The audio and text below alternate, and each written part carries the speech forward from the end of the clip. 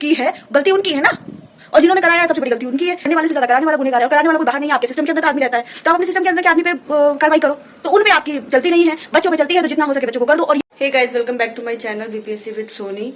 तो देखिए, जो न्यूज आप लोग को मिली है उस न्यूज से तो कोई भी ठीक नहीं है, ना हम ठीक है ना आप लोग ठीक है। देखिए, सरकार को ये समझना होगा कि हमें टीचर बनना है, हमें कोई आईएएस और आईपीएस ऑफिसर नहीं बनना। कि आप लोग इतनी सारी चीजें कर रहे हो हमारे साथ, और अगर आपको यही करना था तो सिर्फ हमारे लिए क्यों कर रहे हैं? फिर तो जो टीआरई 1, 2, 3 दिया है उन सबके साथ भी होना चाहिए। आखिरकार ये टीआरई 4 तो आज से 2-2.5 साल पहले निकलने वाला था और नहीं निकला। इतना डिले आप लोगों ने किया, सिस्टम में खोट आप लोगों के है, प्रॉब्लम हम सहे भाई, क्यों सहे? तो इसी चीज को देखते हुए दिलीप जी की तरफ से आंदोलन रखा गया है, और आंदोलन 8 तारीख को है पटना में। प्लीज सब लोग, ज्यादा से ज्यादा लोग पहुंचिए वहां, क्योंकि जब हम लोग फॉर्म भरते हैं तो वहां पे 10 लाख फॉर्म भर जाते हैं, लेकिन जब आंदोलन होता है तो 10,000 लोग भी नहीं पहुंच पाते हैं। और ये दुर्भाग्य है कि यहाँ लोकतंत्र है, तो भैया जब आप लोग सब लोग वहां नहीं पहुंचेंगे तो सरकार पे दबाव कैसे बनेगा? सरकार पे दबाव बनाने के लिए वहां ज्यादा से ज्यादा संख्या में लोग चाहिए, तभी जाके उन पे दबाव पड़ेगा और तभी उनको कुछ समझ में आएगा। वरना अगर हम लोगों ने नहीं गौर किया या नहीं अभी भी अगर हम लोग एक साथ आए ना, तो उन लोगों का कोई भरोसा नहीं है कि वो इसके आगे और क्या डाल देंगे। और देखिए, ये धांधली को रोकने का कोई तरीका नहीं है कि प्री डाल दो और मेंस डाल दो तो धांधली रुक जाएगी। भाई कोई आईएएस और आईपीएस ऑफिसर थोड़ी आप बनवा रहे हो यहाँ पे कि आप मतलब रिटेन बेस एग्जाम लोगे या जो भी है प्री मेंस लोगे। और लेना ही था तो शुरुआती से लेते, स्टार्टिंग में बताते। अब जब नोटिफिकेशन का टाइम हुआ है तो नोटिफिकेशन में डिले करने के लिए कोई और रीजन नहीं है इनके पास, तो इन्होंने ये रीजन दे दिया कि पेपर लीक हो रहे हैं इसीलिए हम प्री और मेंस लेना चाहते हैं। ये इसका सॉल्यूशन नहीं है कि पेपर लीक हो रहे हैं तो प्री और मेंस ले लो। अरे भाई, लेना था तो अब फिर सबका लो ना, ठीक है, बैक से जाओ और जितने सारे लोग अभी टीआरई 1, 2, 3 में जॉब किए उन सब का लो। पहली बात तो जो पेपर लीक होता है ना, वो आपके अपने सिस्टम की वजह से होती है, हम लोगों की वजह से नहीं होता। बच्चे कोशिश करते हैं, लेकिन इसका मतलब ये नहीं है कि जिन्होंने कोशिश की है गलती उनकी है ना, और जिन्होंने कराया है सबसे बड़ी गलती उनकी है। जैसे कहा जाता है कि दहेज लेना और देना दोनों पाप है, लेने वाले से ज्यादा देने वाला गुनहगार है, तो सेम यहाँ पर भी है, करने वाले से ज्यादा कराने वाला गुनहगार है। और कराने वाला कोई बाहर नहीं है, आपके सिस्टम के अंदर का आदमी रहता है। तो आप अपने सिस्टम के अंदर के आदमी पे कार्रवाई करो। तो उन पे आपकी चलती नहीं है, बच्चों पे चलती है, तो जितना हो सके बच्चों को कर दो। और ये कुछ भी नहीं है, सिर्फ नोटिफिकेशन डिले करने का एक बहाना दिया जा रहा है। अदरवाइज जब 67वीं बीपीएससी थी उसमें भी लीक हुआ था पेपर, सबको याद होगा। जब 67वीं बीपीएससी वाले में लीक कर दिया बीपीएससी ने, तो फिर ये वाले में लीक हो गया तो कौन सा गुनाह हो गया? ये तो होता ही रहता है इनका। ये तो बिहार का एक वो कहते हैं ना, अगर नहीं हुआ तो इनके पे शर्म आने वाली बात हो जाएगी। बहुत बुरा लगता है ये कहने में पेपर लीक के मामले में। वैसे हमें फक्र महसूस होता है कि हाँ हम बिहार से हैं, लेकिन जब बात आती है पेपर लीक की तो बहुत बुरा लगता है कि वाकई में सीट इतनी कम रहती है, हम लोग इतनी मेहनत से तैयारी करते हैं और उसमें क्या होता है, पेपर लीक करा के या पेपर लीक करके जो लोगों को कुछ भी नहीं होता उन लोगों का हो जाता है। और फिर सुनना किसको पड़ता है? घर वालों की तरफ से हमें सुनना पड़ता है, हमारे पेरेंट्स को सुनना पड़ता है। कौन किस हालत में, किस कंडीशन में, बहुत लोगों की सुननी पड़ती है। आपको पता है कितने लोग रेंट पे रह रह के तैयारी कर रहे होते हैं? इन चीजों से किसी को कोई मतलब नहीं है।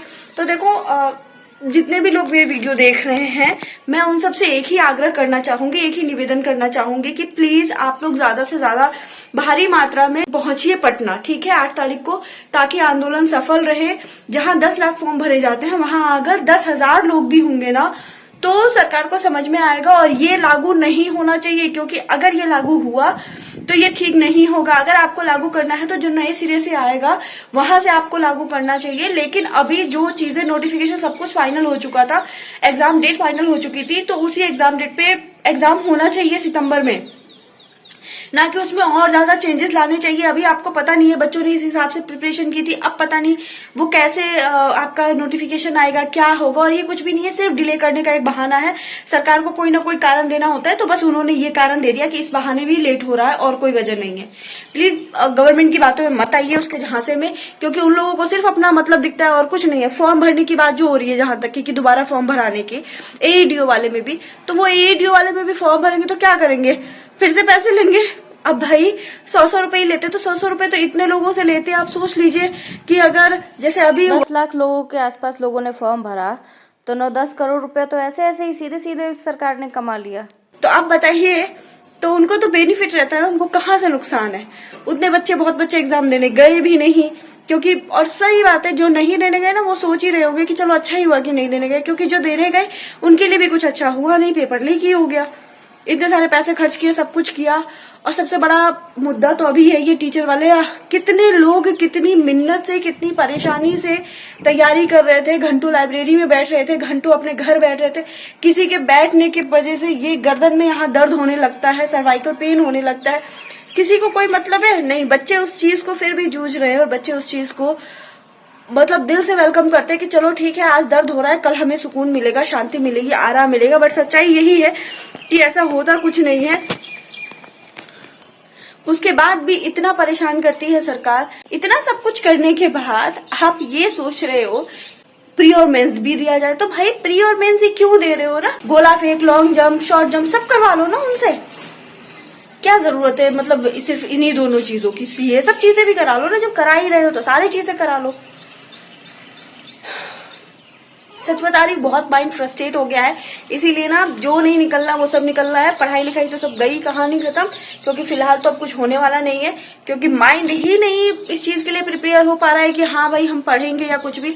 और देखो जो लोग भी जिस भी डिस्ट्रिक्ट से हैं, तो अब जाने की ये मत सोचिए कि आप कैसे जाइएगा। और खास कर लड़कियां, प्लीज लड़कियां, मैं भी एक लड़की हूँ और मैं आप लोगों से भी कहूंगी कि आप लोग सभी लोग पहुंचिए पटना, क्योंकि अगर पटना पहुंचेंगे तो उनपे प्रभाव बनेगा। और इस बार नोटिफिकेशन निकलवा के ही मानना है, क्योंकि 3-4 आंदोलन हो गया लेकिन एक भी नतीजा नहीं आया। सिर्फ उन्होंने डेट दिया, नोटिफिकेशन नहीं दिया। इस बार हमें डेट नहीं चाहिए, इस बार हमें नोटिफिकेशन चाहिए। और ये जो आया है इसको कैंसिल करना चाहिए। तो दिलीप जी के नेतृत्व में हो रहा है आंदोलन 8 मई को, सभी लोग पहुंचिए पटना। और खास करके लड़कियां जो है, लड़कियों के लिए स्पेशली पिंक बस हर सिटी से जाती है, फिर चाहे वो मुजफ्फरपुर हो या दरभंगा हो। जिन लोगों के पास भी पैसों की प्रॉब्लम है या और चीजों की प्रॉब्लम है, तो प्लीज अपने घर वालों को कन्विंस कीजिए और जाने पहुंचिए पटना, ताकि आप लोग के फेवर में काम हो। घर में बैठ के काम नहीं होने वाला। अगर एक आंदोलन, इस आंदोलन में सब लोग एक साथ आ गए तो कुछ अच्छा हो जाएगा, अदरवाइज फिर कुछ नहीं होना। जैसे चल रहा था वैसे ही चलेगा और फिर ये सारी चीजें भी हम लोगों के ऊपर थोप दी जाएगी। और अगर हमने इस चीज को नहीं माना तो आगे भी न जाने क्या क्या चीजें थोपी जाएगी। तो प्लीज अगर आप लोग चाहते हैं कि इन चीजों को ना थोपा जाए और हम बच्चों के हित में कुछ हो, तो प्लीज सब लोग आंदोलन में पहुंचिए और एकजुट होकर सरकार से जवाब मांगा जाएगा। ठीक है, तो इसी के साथ मैं इस वीडियो को एंड करती हूँ यहीं पे। कुछ था माइंड का जो निकलना जरूरी था और बोलना भी जरूरी था, बताना भी आप लोग को जरूरी था, क्योंकि ये बहुत जरूरी है हमारा। देखिए, हम ना सरकार से सिर्फ मांग कर सकते हैं और कुछ कर नहीं सकते। हम कोशिश कर सकते हैं, कल को ये हमें नहीं रहेगा कि हमने एक बार कोशिश भी नहीं की। प्लीज सब लोग पहुंचिए और अपना अपना योगदान दीजिए, क्योंकि जब आप जॉब लीजिएगा तो आप अपने लिए लीजिएगा, ना कि किसी और के लिए।